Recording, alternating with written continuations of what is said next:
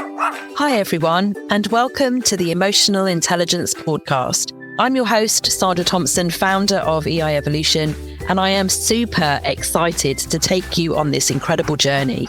We're going to be exploring the transformative world of emotional intelligence and empathy, guided by some truly remarkable humans and their fantastic four-legged friends. In each episode, we'll dive into inspiring and heartwarming stories about our beloved canine companions. We'll discover the unique and magical bonds we share with our dogs and uncover the profound lessons they teach us about understanding and managing our emotions. From tales of loyalty and love to moments of learning and growth, our furry friends have so much to offer when it comes to enhancing our emotional intelligence. We'll also discuss practical tips and insights on how to cultivate empathy and emotional awareness in our daily lives, inspired by the natural wisdom of our dogs. So sit back and relax, maybe even with your playful pup by your side, and join us for an enriching experience that celebrates the incredible ways dogs help us connect more deeply with ourselves and others. Welcome to the Emotional Intelligence Pawdcast. Sometimes I talk about this thing called emotional contagion, and the idea of emotional contagion is that people give off a particular energy, they give off a particular vibe, and they end up with you feeling a particular way when you speak to them, when you meet them, when you even get an email from them. So my next guest, if I said to him, it's going to be a bit embarrassing for him, and I've already apologized to him, but when I see a message coming through from Martin, when I know that I've got a meeting with him, I feel great because he has such a positivity, such an encouraging, supportive overall vibe. You're never going to ever meet anyone like him. Now, Martin and Hugo feature quite a lot on LinkedIn with their little kind of canine capers, and it's a real pleasure. I've never met the dog, but I have met Martin and I know him pretty well. And so let's bring Martin and Hugo onto the Emotional Intelligence Pawdcast. Martin, how are you after that gushing entry? Sorry. I'm very embarrassed, but feel very warm inside. It's such a lovely thing for you to say, and I reciprocate exactly. It's always lovely to be in your presence, whether in real life or virtually. So yeah, straight back at you, and thank you so much for having me on. It's you get asked to be on podcasts and things, but one about dogs, I'm like, and you, what a combination. I'm please, can I come on? So for the purposes of those people that are watching and listening, I think we probably better move on from the Mutual Appreciation Society, but I am grateful Yeah. to you. Thank you. And it's going to be great how we'll potentially work together going forward, this kind of dynamo kind of team. Let's hear a bit about you first, Martin, what you do, what you're about, and then we'll move on to the amazing Hugo. I mean, honestly, talk about cheerleading with your T-shirt. For those of you who are watching, Martin has a T-shirt that even says the name of his dog. So that's cheerleading for a start. Let's hear about you and what you get up to first, Martin, if you don't mind. Yeah, of course. I'm in the contact center space, or call centers for those. It's kind of more commonly known. When I left university, like a lot of people, I couldn't find a proper job in inverted commas. So was a call center agent on the phones in London. And I just absolutely loved it. The team spirit, camaraderie, the buzz, and I've stayed in the industry ever since. And it's given me the opportunity to become a leader, to see the world, but predominantly just to be around and work with amazing people.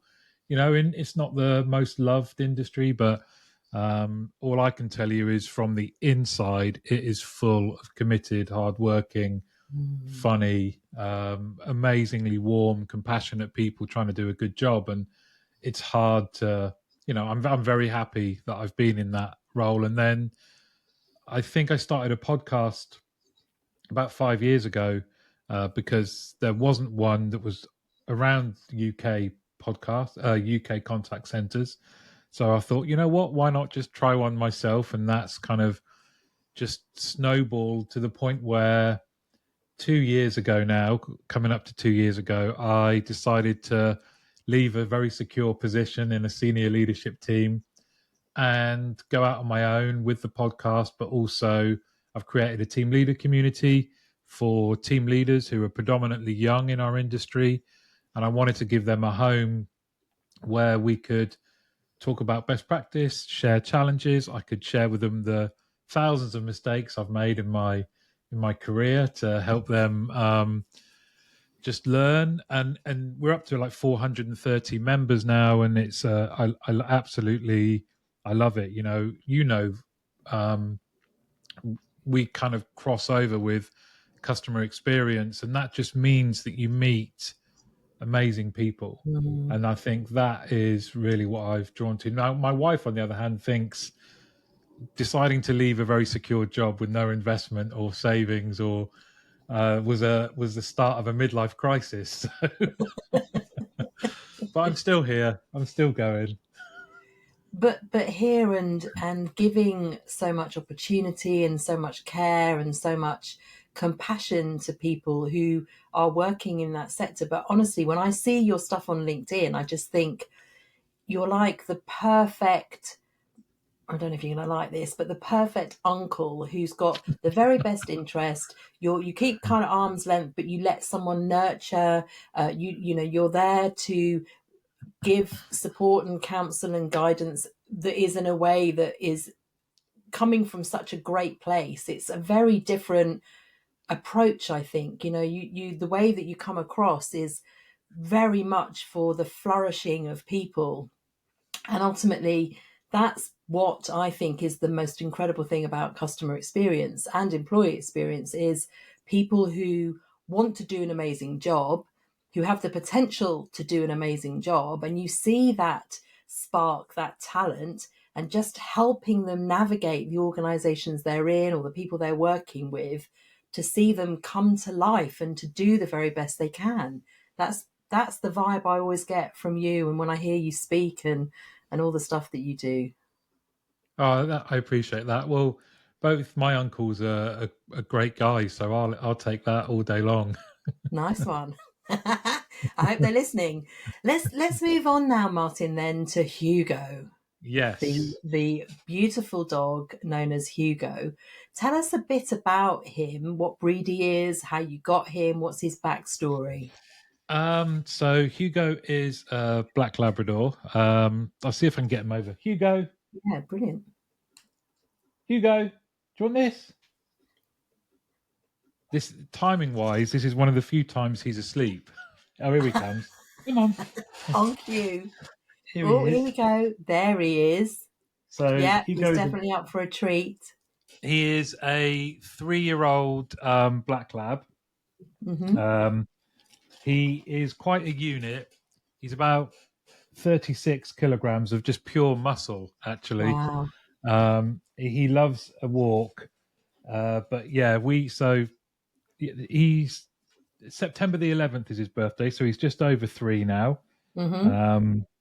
Which means he's in his teenage years, right? Is that right? Yeah, that's what I understand. Yeah, he's not the pup anymore. He's definitely a teenager. So are we seeing some attitude from him? Are we seeing some slamming doors and silent treatment? Is that what's going on? If he doesn't get his own way, he will often protest, and that it starts with a bit of bullying, where he will just whine here next to me. For you have to guess what he wants. It's often a walk. He would walk all day long if he could. Yeah. He's obsessed with balls. I've got a treat here to get him on camera. He's just biting my watch now. He's obsessed with balls more than treats, and so he Okay. will just chase a ball all day long. But after the whining, if you ignore that because I'm in a meeting or I'm doing something, Yeah. then he will try and find something of mine to destroy. Often my baseball caps, which I've had to hire. I had some hooks going all the way down, but they were within reach. So just out of camera, I've got hooks that are higher with my baseball caps because he I think we're probably up to about 5 now that he's just completely destroyed. Um, if we had all of our family's shoes out, he goes for mine. So that's his. That's the teenage. But to be honest, he's been doing that since we got him. Okay. So that isn't an adolescent thing. So what I understand is that I think they are looking for some attention. So of course, Yeah, doing something like that means you're going to stop what you're doing and try and prise it out of his mouth. But there's also something about the scent, I understand. So the shoe thing is, well, it smells like you. yeah, So ultimately, this is a great toy, right? So he whines a bit, you ignore him, then he moves it up a level, I'm going for the tactic of upper level. We're going almost black belt with the baseball cap. Is there any step after that, Martin, or is that kind of like that's the piece de resistance? Well, that's when it gets dangerous for me because he will destroy. He doesn't do it very often, but he has. I can't remember what I was doing, but it meant that I couldn't give him any attention for a couple of hours. I predominantly work at home, and I came out of this webinar or whatever it was. Let's say it was just under 2 hours, and we'd got some new like plants, and the kitchen had been looking really good. We got like kind of those glass window doors things, and it was like a bomb had gone off. He'd completely destroyed every single plant. In our garden as well in the summer, the decking is wooden, and he likes a stick. So for him, it's like how I feel about if I lived inside a gingerbread house. I love gingerbread.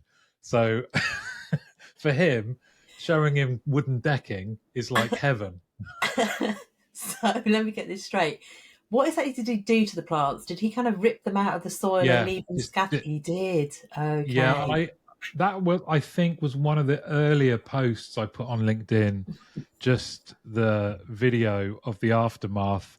It looked like we'd had some bears let loose in the house. He'd completely trashed the whole kitchen. He hadn't trashed it. He'd just taken all of these big. Are they? I'm going to show my ignorance around plants, but kind of yucca plants, or they're it's big bamboo, big green leaves. Well, they were Yeah. like that, but not for very long. Everything was just in bits on the floor with mud everywhere. And he then was asleep in the front room. So I was like, Hugo, and he put his ears up and came out, and he was like, oh yeah, who's done this? Should have taken me for a walk, shouldn't you? Do you know, it's not funny, but it is funny because you Yeah, just think, they're in the moment, their amygdala or whatever has gone off, so they're having a great time, and they're either having a great time or they're distressed. But we'll go for the sake of this purpose of this conversation, we'll say they're having some playtime, yeah, and people have said actually, when they come back, they look guilty, like they're begging for forgiveness. That apparently isn't the case. They're just thinking, "Oops, the tone has changed, and I don't know what's coming next now." So it's more the anticipation of what our behaviour will be towards them. But for everyone that's out there, I don't think they normally do this type of thing. It's just that he was particularly frustrated with the fact that you'd ignored him for that length of time. But he hasn't done anything like that since, has he? only the Oh, odd baseball cap, right. my Crocs. So some people applaud that, I think. But yeah, he's taken, he's destroyed some Crocs. But to be honest, on the whole, he when he was younger, he did like to destroy things and to chew a lot. But Oh, it was never furniture. It was mainly my stuff. Or that one time with plants. plants. Yeah, my Yeah. stuff is kind of okay. So, did you get him?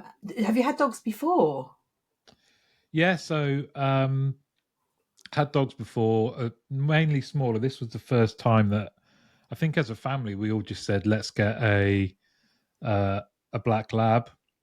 And it's weird because when we were talking about it, we were out for a family walk, and this guy was walking, and he had a black lab, and I was obviously making a fuss of it. And I said, "Oh, we were just talking about getting a black lab," and he said, "Oh, this is her first walk after having a litter of puppies." Wow. And we went to see them, but it was in a very rural area, and the guy was a farmer type, landowner type thing, and he said, I'd ideally like to give these as working dogs. But Right. anyway, that was then just seeing all these puppies. That was it. Then it was when we'd been talking about it after seeing a litter, we were like, right, we've got to get one. Yeah. And then when we went to see Hugo and so he was one of 9. Wow. And got to see all 9 at first actually, and they were all asleep apart from one. And one was just wandering around, nibbling ears, trying to wake his brothers and sisters up, falling over. And we all said, we've got to have that one. We've got to have that one. And that was Hugo. So the troublemaker was Yeah. awake, nibbling other Yeah. bits, like trying to wake up his siblings. Was that not a kind of signal that you It, might be getting into trouble here, Martin, perhaps? yeah, it could have been, but I think everyone, Bev, my wife, the girls, when they all, we were obviously picking, when they woke up, we were picking all of them up, but Yeah. there was something about Hugo. Yeah. He's got amazing eyes. I think the amount of time we just spend looking at each other, and even then, so he's got a slight little something with his pupil. Right. There's a little black bit that extends out. It's not a medical condition or anything like that. It's Mm-hmm. it makes his eyes, that eye especially, very distinctive. And he just Right. looks, even now, he just looks either, he's got a couple of looks. So he's got cheeky, happy, where he's just happy to see any of the family come in, and Yeah. we go and grab a toy because their feelings are too much, aren't they? And he does his parade. So Yeah. he'll just parade around with a blanket or his squirrel or something in his mouth, Yeah. tail wagging like mad. So Yeah. he's Of got course. cheeky, happy. He's got super cheeky where he's kind of near enough out of control, like the Oh dear. zoomies, or Right. and then he's got like a sort of sleepy love, where he's just sleeping, or Mm. he'll be on the chair another chair I've got in the office, or on the sofa, and you Yeah. just catch him looking at you sometimes, and I'm assuming that what I'm looking at is his love, but Yeah. yeah, he's got amazing eyes. He might be plotting the next baseball cap. You don't know, Yeah, really. Like strategically, when can I get Dad to leave that on the side? But yeah. let me ask a question then. So you visibly notice differences in his physical appearance. Of course, he's wagging his tail. He's not doing much or whatever. But also his face and his eyes. So you sent me a photograph the other day by WhatsApp of a set of body language and facial expression that I don't recognize as any of those. There was Yeah. he was lying on the floor, he had his paws up and he was showing his teeth, but in a kind of, come on then, let's go. Which one is that? Is that a That's version of Happy? yeah, well, that's a cheeky sort of play one That's where cheeky, I, right. listening to your podcast and coming and thinking about coming on this one does make you think like, oh, how would I categorize my relationship with him, or how does he see me? And Mm. he has, we just weirdly, within our couple of streets of us, his best friends are all Labradors, and 2 of them are black. So there's Archie, Oh, okay. Maggie, and Loki, and Right. they have great fun together. And we are all the owners. We walk together pretty much at least once a day. We'll see Yeah. somebody out. Yeah. And the basic view of the group is that he doesn't see me as his master. He sees me either as his brother or his buddy. So that, and Wow. I think that photo that I sent you was him. He could have gone just then where he's on the floor. He wants to rough and tumble, like he wants to. Sure. grab my arm, or just me to hold his teeth or Yeah. anything like that. It's just a bit of like rough and tumble play. So, but Sure. he tends to only do it with me or Bev sometimes. Yeah. But yeah, that's that look. Yeah, for sure. So when we publish this podcast, I'll include that photograph, and I'll open it up to the audience to give their interpretation. So Yeah, let's please talk for a do. minute. Let's talk for a minute about emotional intelligence and empathy then, and what you have observed from Hugo and maybe some of his pals when it comes to being empathetic or being a kind of catalyst for emotion in humans. What's your view on that, Martin? It's a great question. I think just seeing how people react often when you've got a dog, and you can see someone who might look at first glance terrifying just become a great big softie when they see a dog. Yeah, There's something interesting actually on one of the walks this morning, which was with his friend Archie. It's interesting to observe that how the dogs behave with each other sometimes, and so Hugo will reach a certain point on the walk. It's weird. It's like the Bermuda Triangle where his yeah, sense disappears. He suddenly starts wanting another, even if he's got a ball in his mouth, he wants another ball. He will start jumping up at me. So my tracksuit bottoms are often covered in paw prints. Um, he will start trying to bite his own lead. He just goes a bit bonkers. And oh, Archie knows that it literally is 50 meters. He knows that this is either coming, or he knows that, because I'm going, Hugo, just stop. Let's just walk. Hugo, come on. Archie, it's the only time he takes the ball off Hugo and will sort of look up at me and try and calm Hugo down. It's like he's saying, "Come on, you can't keep doing this." And it's the dynamics between what is a pack, I guess, a pack mm, of friends are fascinating to observe, where sometimes they will just sit themselves down, sometimes they play, sometimes they don't. I yeah. mean, from to go back to the original question, because I kind of went off on a went off No, on a I'm tangent then. fascinated. I'm going to come back to that, but let's take us where you would like to go. But I want to come back to that in a minute. I think from a um, empathy, emotional intelligence, just the habit of walking him early. There's kind of, no matter what happens where I'm at, what kind of is going on in my life, or you are up and I'm out walking. Sometimes Mm, I'm halfway through the walk and I think, did I get dressed? You just, because it's an automatic pilot, but yeah.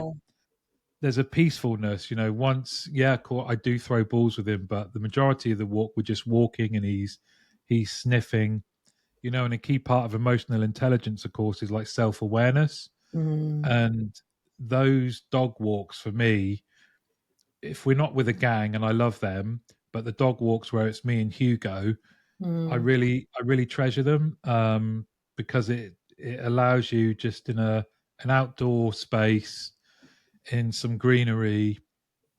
Yeah, fine, Hugo might be pulling me or whatever, but there are moments where we're just bimbling along, and it's mm, just a nice space to recognize your own thoughts and think about where you're at and all of those types of things. It's really kind of peaceful. yeah.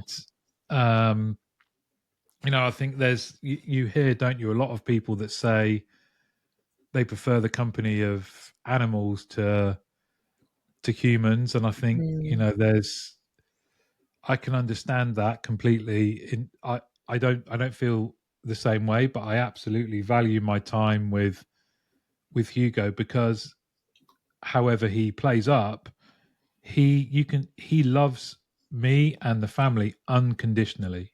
you yeah. know Unconditional love, and to be the recipient of that is a beautiful, treasured thing. I Mm, can go out to the car to get something from the boot and come back in the house, and he's excited to see me. And you think, I've been gone less than a minute. Yeah, I know. It's incredible, isn't it? So when you go out for a walk, do you take your mobile? Do you ignore your mobile? Are you fully kind of in the moment? Uh, I have my phone with me predominantly just in case. So he's got an air tag Okay. on his Yeah. collar, um, Yeah. but he's never run off. But I'm not on my phone, no. No. And I think technically, especially, and I'm sure you're the same. When you're self-employed, technically, I could run my business pretty much from my phone. So I'm on Mm, my phone a lot, mm, but these are nice moments where you are not. You are not. You're just, and you're far more observant. And part of that is to be aware of other dogs, yeah. people that might be nervous about dogs, young Yeah. children. Yeah. I think, if you're a responsible dog owner, you are not away with the fairies when you're walking your dog. Agreed. Yeah. Um, you're observant. We go early. We tend to Yeah. go between 6 and 6:30 a.m. Sure. And it's just nice. Regardless of the weather, I like it. Yeah. I think that we've had a few guests on who have talked about the feeling they have when they come back from a dog walk where they've disconnected from all of the distractions and they've been completely present with their Mm, dog.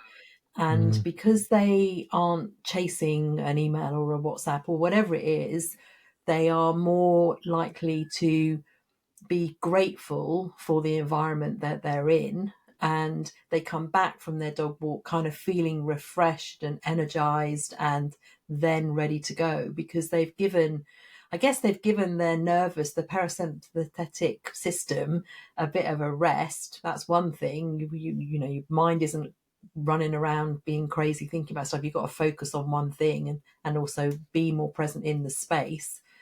But also they talk about how if they have had to get their phone out because someone's called them and they picked it up, the dog's just gone, oh, right, okay then. It's a distraction. And then the dog has run off as if to say, well, that'll serve you, won't it? You need to be keeping that yeah. phone away, which, interesting. And I've seen that happen to others. We don't have a dog at the moment, but I have seen other people on their phone and the dog does a runner. And you just think, where's the lesson there? Maybe for now. Yeah. And I, Yeah. and I think I as don't. well, sorry, go ahead. No, sorry. I was just going to say I daren't take the risk. No, of I course not. I daren't take the risk. You got to be on your toes. For sure. And I think as well, observing the joy with such simple things, the wagging tail, the scurrying around for the next smell, the kind of joy of knowing that they are having a time where they're appreciating stuff, and you're kind of in the house with them and that's all great, but this is their time. I guess there might be a kind of reciprocation that they're in service of you and you're in service of them. Would that be a valid thing to say? Oh, completely. I completely agree with that. I think it's and it's been reinforced, through the routine. There's often a debate in our household which one of us, either me or Hugo, likes routine the most, and it's chicken and the egg because which one, I do love the fact that if I got up now and walked a certain way in our house, Hugo thinks it's time to go for a walk. But then Right. when I get my stuff on and his stuff on, Mm. when he runs down this hallway and he does a few spin moves at the front door, Yeah. and I'll always say like spin move. I love it. I love it. That kind of we're in a routine. Mm. We go at certain times, and I've got my calendar has those times blocked out, Yeah. so I know I'm going to be able to do it. But yeah, I value that. I value our time together a great deal.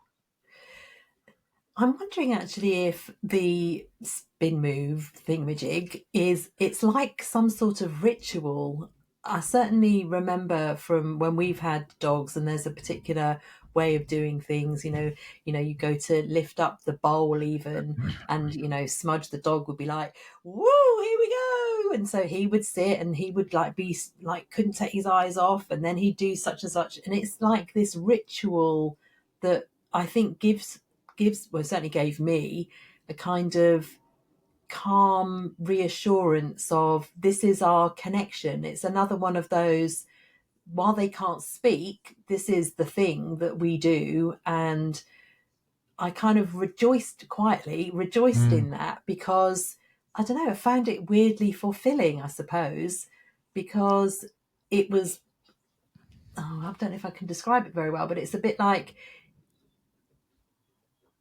this was our thing. Yeah, It was, I suppose, like not a sense of belonging, but a kind of connection. This was our completely. time, or this is the thing, and they're happy, and I'm happy, and this is our, yeah, our ritual, I suppose. I mean, what would you say to that? I think you're spot on. The key word for me there was connection. Yeah, These type of things that we say, and he will jump. He does a little jump. There's no barrier, but he does a little jump onto the mat and then spins, and everyone loves it. It's just a dog does a big stretch, and everyone says, "Oh, that's a big stretch," yeah, you that's know, right. and we anyone that opens the fridge if they're going to make their dinner, we say, "Don't forget to pay the cheese tax. You have to pay cheese tax to Hugo." So there's a certain tax that must be paid, and it's the cheese tax. And I think all of these little things are the reason why pets and dogs, I think in particular, become such integral parts of the Mm, family. It's because yeah, around them you have all of these things where, like we will say, so even though his name's Hugo, we all call him Butter. Um, I don't know. I've always been one for nicknames, and I just called him it once. Um, there was a time when, especially when he was a puppy, every morning I'd sing him a song, and these are all things that that lead to your family unit or your yeah, connection with your dog.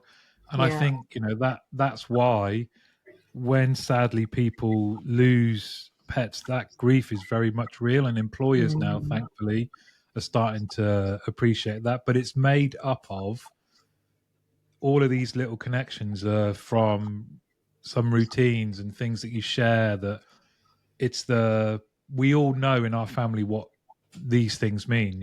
sure. We call each other Butter now, and the cheese tax, and all of his favorite toy and his favorite blanket. His favorite blanket actually was the last thing that my nana knitted. She was a prodigious knitter, and she Right. knitted something for Hugo before she sort of sadly passed away. And that's lovely to he sleeps on it. And Oh, again, it's all of these interconnections that you have. I mean, he's blind. He's probably oblivious to it all, but I think he knows he's very, very loved. I definitely get that vibe. And also the love of the LinkedIn community for Hugo. That some of the little clips you've included, or the little illustrations that you've made where you've Yeah, included Hugo. I imagine your likes and your comments must go through the roof, because everyone's like, Hugo. It's like, oh, don't worry about the human. Let's just be on Hugo's side. I'm surprised you don't bring him into conferences, for goodness sake. You'd be like, that would be it. They'd be paying for Hugo and his dad, not the other way round, like Martin and his it dog. maybe when he's a bit older and he hasn't got as much energy, then that could happen. But I love it. Yeah, I like to have fun with my graphics and my posts, as you know, and Yeah, he genuinely is my sidekick. This is yeah, kind of I'm lucky enough to know people like you, and there's lots of other people that are really good supporters of what I do. But yeah, day in, day out, my wife spends 3 days a week in her office and then two at home. The girls are at school and college and jobs. sure. Um, and it's the constant is me and him, so yeah, so he features heavily in my post. So I like, I think I've always had the same view with LinkedIn. I don't give it too much thought. I just share what I'm up to, and Yeah. some of that, of course, involves a game I might have invented with Hugo, where we're doing a certain game Yeah. and things like that. And he's far more entertaining than me, so why not? But as a duo, non-stop, brilliant. There you go. Anything that you'd like to say now, just to kind of wrap up on this? What you've told us so much already about the significance of Hugo to you and to your family. The point that you were making about observing his interaction with his friends brings a new kind of conversation to this podcast. It's not come up so much before. So do you think then that he misses them if he hasn't seen them? Or do you think that he describe a bit more to me on what you think perhaps the grouping means to him as well as to you? I think to him it is an amazing adventure in play. It is for me. I'm excited when I know I'm playing football and I'm meeting up with my mates and we're going to play Yeah, football. yeah, Hugo, if he sees Maggie, Archie, Loki, any of those guys, he is off the charts excited. He bounces like a kangaroo. um, and it's just the opportunity. So this weekend just gone, we did a big walk around the farmer's field where we know we can just let them all off and it's all okay. yeah, And they are absolutely loving life, running as fast as they can, jumping in ditches, yeah, chasing balls, yeah, rolling about with each other. yeah, And I just think, that seeing that dogs that happy yeah, is a joy, absolute joy. For us walking around with them, I tend to, me and one of the other owners, we tend to sort of walk ahead quite quietly. Actually, we don't talk that much because it's just so much fun yeah, to watch them. Just yeah, absolute especially when Hugo, Maggie, and Hugo are like brother and sister, both absolutely insane. But when they go full pout and they're really opening their legs up, it is, it's just wonderful sight to see. And they're chasing each other. Yeah, it's brilliant. So for him, I do think if he gets to centre them, then I am dragged to wherever they are. I don't even need to. We were in a WhatsApp group. I don't even need to use that. I just let him drag me, and then we catch up with him. And he's just excitement to be around his friends. It's a good point around. Does he? Do you think he misses being part of that of having his 8 brothers and sisters? I think, yeah, probably. If you gave him the opportunity to say, would you like to be surrounded by 8 or 9 other dogs all the time, he'd love it. I yeah. mean, But it's good that they all get on because some breeds aren't too keen on other breeds. So it's great that that blending works. I think, yeah, really good. yeah, completely. I think it just, like I said, just through coincidence, these other dogs, they're all Labradors. Yeah, Archie's a black lab, Maggie's a black lab, Loki is a orange. Is that what you call it? Or fox lab? Is it or fox. Yeah, orange? fox. Yeah, fox red. Yeah. Um, so they're Wow. great, but equally, Hugo gets on with another dog. He gets on with loads of dogs, especially puppies. There's one of the first dogs he ever met was a lovely little cute dog called Cookie, who's definitely not a Labrador. I mean, Hugo's paws are about as big as she is, but he's a very friendly dog. Don't get me wrong, there are some dogs in the neighborhood where they just don't like each other. But Okay. you and the owner are kind of aware. Sure. Okay, if we see each other, we both kind of Cross the slightly street. change our Yeah. route. But it's one of those things. Yeah, for sure. So, Martin, is there anything that you'd like to finally say on the subject of Hugo and dogs and society and emotional intelligence or empathy? Any final kind of things you'd like to offer up before we wrap up? No, just I absolutely love what you're doing with this podcast. I think it's dogs are, and of course this is about dogs, but I would say any pets are really important to people's mental health. And that there's no coincidence, is there? There was an upsurge in dog ownership during COVID and lockdown. I am so grateful for the day we got Hugo. Yeah, sure. Every day there might be a small frustration, or he's pulled me, or he's dropped something, or he's pulled me out, and all of these little things. But they pale into insignificance when you compare it with the benefits of what that companionship and love does for you. It is love. I love Hugo, and I know he loves me, and he loves the family, and they're just wonderful, wonderful animals. They are the best. I agree. I vote dog. Although any other animal could be fine. We're not advertising. Yes. we're not discriminating against any other pet, but certainly big fans of dogs.